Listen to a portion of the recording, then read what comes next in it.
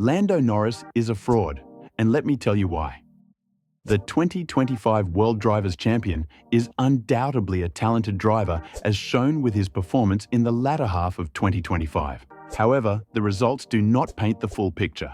Let me take you back to the beginning, where his junior career began, and admittedly, it had a bright start, winning the Direct Drive World Championship in 2014, which led to Carlin picking him up for the 2015 Formula 4 season.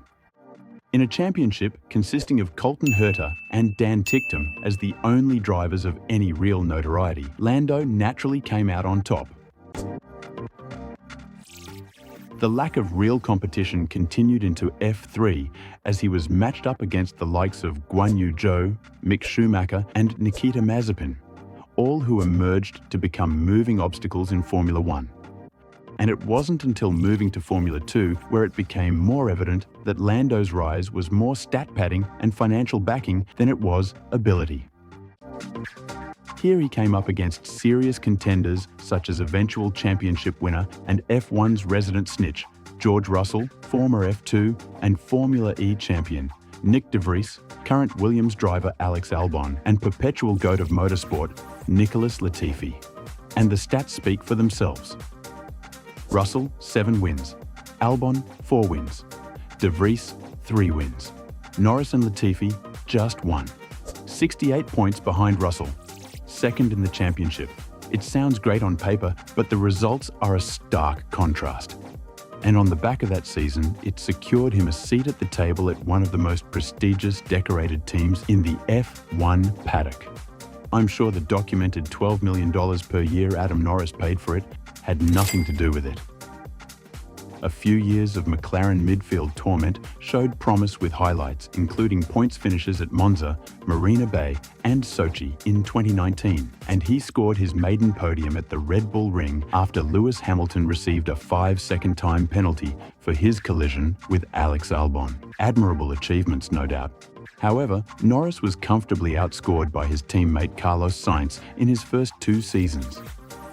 He disregarded team advice in wet conditions at Sochi 2021 to throw away his first win, and had to watch as Daniel Ricciardo lifted the winner's trophy at Monza. As a young driver, you would expect Lando to show the more revered, established drivers some more respect for their accomplishments in the sport. Norris, however, downplayed Lewis's achievement of the most Grand Prix wins, expressing that it means nothing to him. And years later in the cool-down room, Lando's rude and dismissive attitude towards Lewis after complimenting the McLaren pace outlined a disregard for one of Formula One's greatest drivers. Fast forward to McLaren's resurgence as a front-running force, and the fraudulent nature of Lando's performances take even more precedence. Regular poor race starts, losing pole position 4 times by the end of lap 1.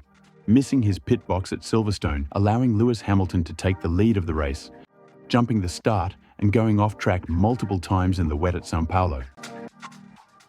An inability to hold off Oscar Piastri, creating the infamous team orders shenanigans in Hungary, and unforced errors in China and the Austin sprint qualifying. 2025, we expected big things following the wins at the end of the previous campaign. McLaren had the best car by several tenths. Verstappen and Red Bull had been nerfed. Piastri was barely out of diapers.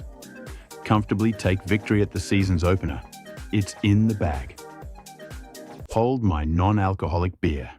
A clumsy incident where he hit Oscar Piastri's rear tyre and crashed into the pit wall while battling for position in Canada. A crash during qualifying that ruined his starting position in Jeddah. Poor performances in qualifying at China and Bahrain. Failure to capitalize on Piastri's retirement, limiting him to 7th in Baku. A mistake during a restart where he ignored the recommended strategy at Spa. Losing the lead due to a first corner mistake in Vegas.